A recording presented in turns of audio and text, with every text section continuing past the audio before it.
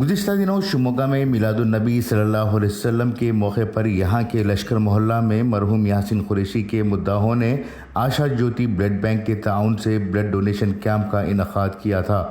مقامی نوجوانوں نے کہا کہ میلاد النبی صلی اللہ علیہ وسلم کو الگ ڈھنگ سے منعقد کرنے کے لیے اس کیمپ کا انعقاد کیا گیا تھا، جس میں 60 سے زائد نوجوانوں نے 60 یونٹ خون کا عطیہ دیا ہے۔ اس موقع پر مقامی نوجوانوں میں حکیم، سہیل، میونسپل صدیق، جعفر، توحید وغیرہ نے قیادت کرتے ہوئے نوجوانوں کو بلڈ ڈونیشن کے لیے ابھارا۔